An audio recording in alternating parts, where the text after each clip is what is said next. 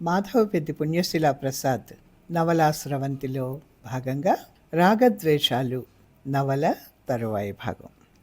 తెల్లవారింది. ఆ రోజు శనివారం. ఆకాశమంతా మేఘావృతమై ఉంది. సూర్యుడు మేఘాలకు భయపడినట్టుగా మేఘాల చాటు నుంచి బయటికే రావడం లేదు. ఇంట్లో అంతా చీకటిగా ఉంది. పగటిపూట కూడా దీపాలు వెలిగించుకోవాల్సి వస్తోంది. వానొచ్చేటట్టుంది ఎవరికి వారు అనుకుంటున్నారు ఇంట్లో. వాతావరణం ఎట్లా ఉన్నా జరగవలసిన పనులు ఆగవు కదా. దాలిగుంటలో నిప్పేయడం, పాలు పితకడం, మజ్జిగ చిలకడం, ఇల్లంతా శుభ్రపరచుకోవడం అన్నీ జరిగిపోతూనే ఉన్నాయి. ఆ చీకట్లోనే తడుముకుంటూ ఎవరి పనుల్లో వారు ఉన్నారు. ఇందిర కాఫీ పని చూసుకుంటోంది. అందరికీ కాఫీలు అందించి స్నానం చేసి వచ్చింది. వంటకు కావలసినవన్నీ అత్తగారికి అందిస్తోంది. కూరలు తరిగి పెట్టింది. పార్వతమ్మకి కళ్ళు సరిగా కనబడడం లేదు. దానికి తోడు పొయ్యి సెగ, పొగ. గ్యాస్ స్టవ్ ఆవిడ మడికి పనికిరాదు. కళ్ళు మండుతున్నాయి పొగకి. పొయ్యి మండడం లేదు. ఇంతలో ఉవ్వెత్తున గాలి లేచింది. గాలికి అప్పుడే అంటుకున్న పొయ్యి కాస్త ఆరిపోయింది. ఎడా పెడా మనుషుల్నే చుట్టేస్తోంది గాలి. ఇవాళ పొలానికి వెళ్ళకండి అని అరిచింది ఆవిడ భర్తను ఉద్దేశించి.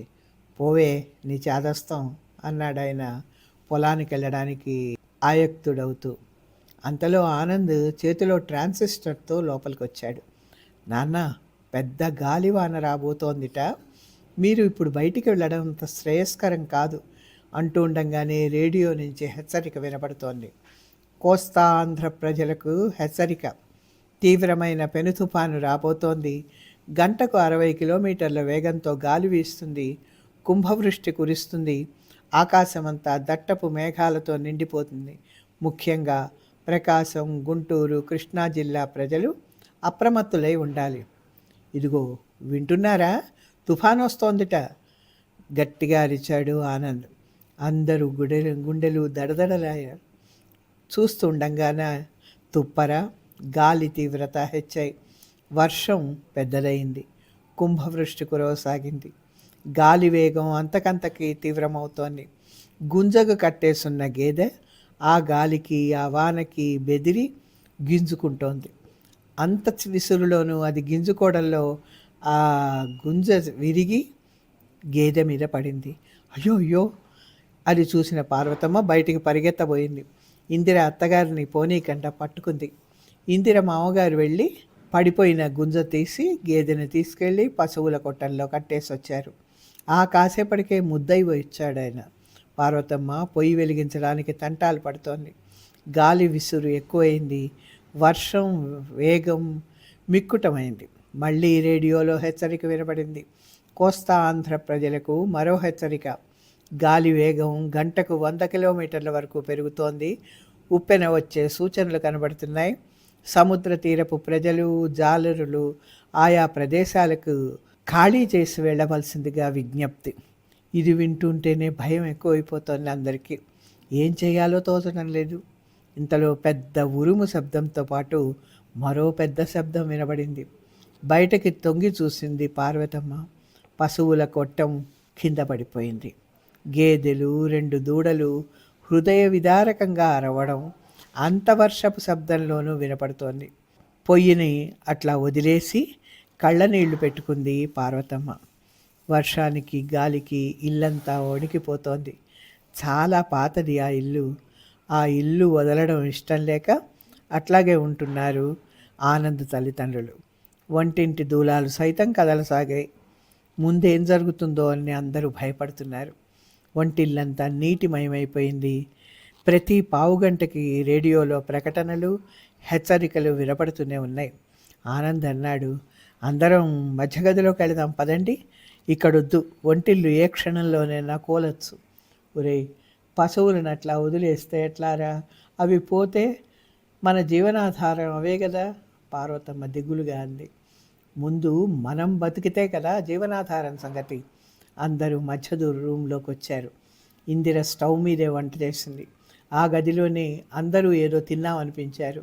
ఆనంద్ తల్లిదండ్రులకి బయటకు వెళ్ళి పశువుల్ని రక్షించాలని, అసలు ఎట్లా ఉన్నాయో చూడాలని ఆవేదనగా అనిపిస్తోంది.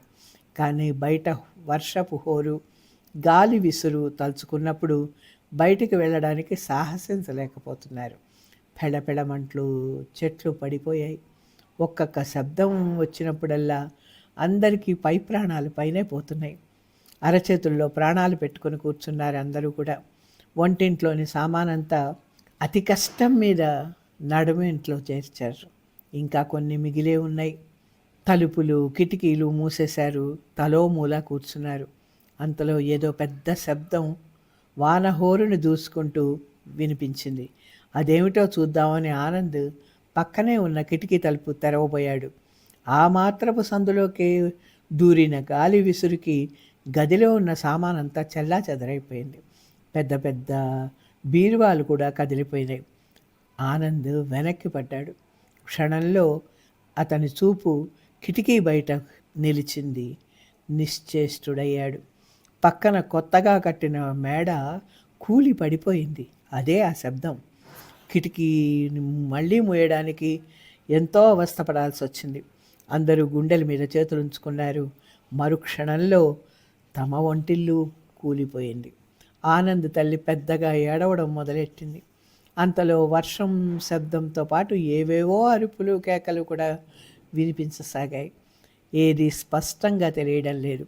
అసలు ఆ గదిలో ఉన్న వారి మాటలే ఒకరిని మరొకరికి వినపట్టలేదు. తమ గది తలుపులు ఎవరో గట్టిగా బాదుతున్నట్టయింది. అంత హోరు శబ్దంలోనూ లీలగా వినిపించింది. ఇందిర గబగబా వెళ్ళి తలుపు తీయబోయింది. ఆమెను వెనక్కి లాగి తను తలుపు తెరిచాడు ఆనంద్. బిలబిలమంటూ ఒక 50 మంది జనం, ఆడా మగ, చిన్న పెద్ద, ముసలి ముతక అందరూ తడిసి ముద్దై లోపలికి ప్రవేశించారు. వాళ్ళందరూ కలిసి మాట్లాడడంతో ఏది అర్థం కాకపోయినా అప్పటికే దృష్టి సారించిన ఆనంద్ అర్థం చేసుకోగలిగాడు. మన్ను మిన్ను ఏకమైందని, గుడిసెలన్నీ ప్రవాహంలో కొట్టుకుపోయాయని, చాలామంది జనం కూడా ప్రవాహంలో కొట్టుకుపోయారని, మిగిలిన వారిలో కొందరు తలకు దాచుకుందామని తమ ఇంటికి వచ్చారని. ప్రళయం, ప్రకృతి విలయ తాండవం, జలం, ఎక్కడ చూసినా నీళ్లే. ఏమిటిది? ఏం జరగబోతోంది? తమ ఇల్లు దాదాపు మొత్తం కూలిపోతోంది. ఈ ఒక్క గదే ఆధారం. దీనికి ఏమవుతుందో? గాలి విసురు తీవ్రమైంది. వర్షపు హోరు ఇంకా ఎక్కువైంది. నీళ్లు లోపలికి రాసాగాయి. చూస్తూ ఉండగానే నీటి మట్టం పెరుగుతోంది. కిటికీలు ఎక్కారు, మంచం ఎక్కారు, బీరువాలపైకి ఎక్కారు. చూస్తూనే ఉండంగా నీళ్లల్లో తేలుతున్నాయి. కటిక చీకటి. టార్చ్ వేసి కళ్ళు విప్పార్చుకొని చూస్తున్నాడు ఆనంద్. తల్లిని, తండ్రిని, అందరినీ, ఇందిరని అటక మీదకి ఎక్కించాలని. ప్రతివారికి ప్రాణభయమే. ఎవరి ప్రాణాలు వారికి తీపి. అప్పటికే చాలామంది అటకెక్కి కూర్చున్నారు. తల్లిని, ఇందిరని కూడా అటక ఎక్కించాడు ఆనంద్. అతి కష్టం మీద కిటికీ మీద నుంచే ఎక్కాలి. అటక నిచ్చెన లేదు. అప్పటికే నీరు ఆనంద్ భుజం వరకు వచ్చేసింది. అమ్మాయి ఇందు, నాకు గుండెల్లో నొప్పిగా ఉంది, ఆయాసంగా అంది పార్వతమ్మ. అటక మీద ఇరుక్కొని కూర్చుని ఉన్నారు వాళ్ళు. ఒళ్ళంతా చెమటలు పట్టేశాయి ఆవిడికి. అత్తగారి భుజం చుట్టూ ఒక చెయ్యి వేసి మరో చేత్తో ఆమె గుండెలు రాస్తూ కూర్చుంది ఇందిర. ఆ సమయంలో అంతకంటే ఏం చేయాలో ఆమెకి తెలియలేదు. నాన్న, నాన్న ఎక్కడా అరిచాడు ఆనంద్ కిటికీ మీద గుండా అటక మీదకి వస్తూ. ఎవ్వరికి వినబడలేదా కేక. ఆనంద్ ఇంకా అటక మీదికి రాలేదని ఆందోళన ఒక పక్క ఇందిరకి. అతన్ని చూడగానే తేలిగ్గా నిట్టూర్చింది. ఆ జనంతో పాటు తండ్రి కూడా అటక మీదకి ఎక్కాడేమోనని అనుకున్నాడు. తను అటక మీదకి వచ్చేసాడు. నీళ్లు దాదాపు అటక దాకా వచ్చాయి. ఆ గది చాలా ఎత్తుగా ఉంది. అటక కూడా ఎత్తుగానే ఉంది. ఇంకా నీళ్లు పైకి వస్తే తమ గతేంటి? ఇంట్లో ప్రవేశించిన వాళ్లలో చాలామంది నీళ్లలో మునిగిపోయారు. కింద అటక మీదికి రాలేదు ఇంకా. ఆనంద్ అటక మీద నుంచి టార్చ్ వేసి చూశాడు తండ్రి కోసం. తండ్రి లేడు. పార్వతమ్మ అంతదాకా ఊపిరి బిగపట్టుకుని ఉంది. ఆనంద్ టార్చ్ వేయగానే, అబ్బాయి మీ నాన్న అంది నీరసంగా. ఆనంద్ మాట్లాడలేకపోయారు. దుఃఖం తన్నుకొస్తోంది. మాట్లాడవేనరా? శక్తినంతా కూడా తీసుకొని అరిచినట్టుగా మళ్ళీ జరిగింది. జవాబు లేదు. ఆనంద్ తల ఉంచుకున్నాడు. ఆనంద్ మొహం టార్చ్ వెలుగులో చూసింది పార్వతమ్మ. జరిగింది గ్రహించుకుందామె ఒక వెర్రి కేక వేసింది. నొప్పి తీవ్రమైంది. విరుచుకొని ఆనంద్ ఒడిలో పడిపోయింది. పడిన వెంటనే ప్రాణం పోయింది. ఇందిర భయంతో బిగుసుకుపోయింది. నోరెండిపోయింది ఆమెకి. నోట మాట రాలేదు. తల్లి కట్టెను పట్టుకొని వెర్రివాడిలాగా ఉండిపోయాడు ఆనంద్. రేడియోలో తుఫాను వార్త వింటూనే మతిపోయింది హనుమంతరావు గారికి. రేపల్లె, బాపట్ల, అవనిగడ్డ తాలూకాలన్నీ కొట్టుకుపోయాయని, కృష్ణా జిల్లా బాగా దెబ్బతిందని, గుంటూరు జిల్లాలో కూడా చాలా ప్రాంతాలు దెబ్బతిన్నాయని, వేలాది జనం చనిపోయారని తెలిసి ఆయన నిలవలేకపోయారు. ప్రాణం విలవిల్లాడిపోయింది. ఇందిర ఎట్లా ఉందో అనే తహతహ అంతకంతకు ఎక్కువ అవుతోంది ఆయనకి. 3 రోజుల వరకు ఎంత ప్రయత్నించినా ప్లేన్ టికెట్లు దొరకలేదు. Communications cut off. అక్కడ జనం ఎట్లా ఉన్నారో, అసలు ఉన్నారో లేదో కూడా తెలియడం లేదు. త్రిశంకు స్వర్గంలో ఉన్నట్టుగా 3 రోజులు గడిచినాయి. పిచ్చెక్కినట్టయింది ఆయనకి. తిండి నిద్ర లేవు ఆ 3 రోజులును. 3 రోజుల తర్వాత అతి ప్రయత్నం మీద ప్లేన్ టికెట్ దొరికింది. గన్నవరంలో దిగి ఇందిర అత్తగారి పల్లెటూరు చేరడానికి చాలా టైం పట్టింది. చాలా కష్టపడాల్సి వచ్చింది. అప్పటికి 4 రోజులైంది సైక్లోన్ వచ్చి. ఊళ్ళన్నీ సముద్రాలైపోయినాయి. అన్నీ శవాలే. ఎక్కడ చూసినా మానవ కళేబరాలే. చెట్లన్నీ నేలమట్టమైపోయినాయి. కరెంటు స్తంభాలు విరిగిపోయినాయి. ఊళ్ళల్లో ఎక్కడా కరెంటు లేదు. తాగడానికి నీళ్లు లేవు. నిలవన నీడలేని వారు ఎందరో. మనసు ద్రవించిపోతోంది చూసేవారికి. పెద్ద పెద్ద ఫ్యాక్టరీలు సైతం పడిపోయినాయి. కూలిన ఇళ్ళకి, కొట్టుకుపోయిన గుడిసెలకి లెక్కలేదు. వాన కింద పడి మరణించిన జనానికి ఇంకా లెక్క తెలియడం లేదు. కొన్ని ఇళ్లలో మనుషులంతా పోయారు. కొన్ని ఇళ్లలో కొంతమంది పోయారు.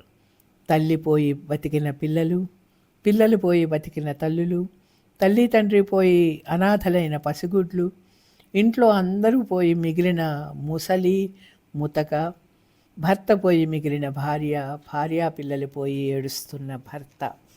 ఇవన్నీ ఎన్ని కథలో, ఎన్ని గాథలో, ఎన్ని కళ్ళలో నీళ్ళో, ఎన్ని కష్టాల్లో.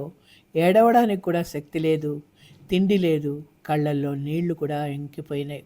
ఎక్కడా అంతు లేదు. ఈ పరిస్థితి రావడానికి ఏం పాపం చేశారు ఈ జనం? విరగపండింది పంట ఈ సంవత్సరం అంతా. నిశ్చింత అనుకున్నారు రైతులు. కానీ రైతులు పోయారు. మిగిలిన వారికి మట్టి కూడా మిగల్లేదు. పంటంతా కొట్టుకుపోయింది. నేలంతా తౌడైపోయింది, ఒట్టిపోయింది. మరికొన్ని సంవత్సరాల పాటు ఏమీ పండదట. వాళ్ళని చూస్తుంటే కడుపు చెరువవుతోంది. ఎక్కడ చూసినా శ్మశాన వైరాగ్యమే. ఎవరికంట చూసినా ఎందుకు బతకాలి అనే ప్రశ్న. నీరు లేకపోతే మనిషి బతకలేడు. కానీ ఆ నీరే మనుషుల ప్రాణాలని తీస్తోంది. గాలి లేనిదే మనిషి జీవించలేడు. కానీ ఆ గాలే చాలా జీవుల్ని బలిగొన్నది. విధి వికటట్టహాసం చేసింది.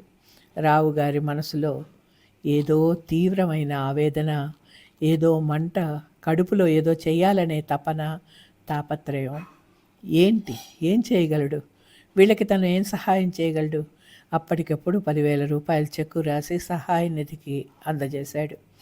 ఆనంద్ ఇంటి ముందుకు వస్తూనే శిలాప్రతిమలాగా నిలిచిపోయారు రావు గారు. ఇల్లంతా కూలిపోయి ఉంది. ఒక్కటే ఒక్క గది, అది కిటికీలు తలుపులు అన్నీ విరిగిపోయి ఉంది. లోపలికి ఏ విధంగా వెళ్ళాలో కూడా ఆయనకు తోచలేదు. ఎట్లాగో లోపలికి వెళ్ళిన ఆయన్ని చూసింది ఇందిర. శుష్కించిపోయిన ఆమె వదనంలో సంతోషం, దుఃఖం పోటీపడ్డాయి. నాన్న అని వెక్కి వెక్కి ఏడ్చింది తండ్రిని పట్టుకొని. కూతుర్ని సజీవంగా చూస్తూనే ఆయనకి పోయిన ప్రాణం తిరిగి వచ్చినట్టయింది. చాలా సంతోషించాడు. కూతుర్ని నిమురుతూ కన్నీరు తుడుస్తూ ఉండిపోయాడు చాలాసేపు. ఆయన కాస్త తేరుకొని అల్లుడి కోసం చూశారు. గదంతా సామాన్లతో, తడితో, శవాలతో నిండి ఉంది. తల్లి శవం వద్ద ఖిన్నుడై కూర్చొని ఉన్నాడు ఆనంద్. ఆ రోజే నీళ్లు కాస్త ఇంకాయి ఆ ఇంట్లో. ఇల్లంతా బురద, మట్టి. తండ్రి శవం ఇంకా కనపడలేదన్నాడు ఆనంద్. ఆనంద్ పరిస్థితికి ఆయన హృదయం కదిలిపోయింది. చాలా విచారించారు. ఇక్కడికి ఆపుదాం. తర్వాత సశేషం.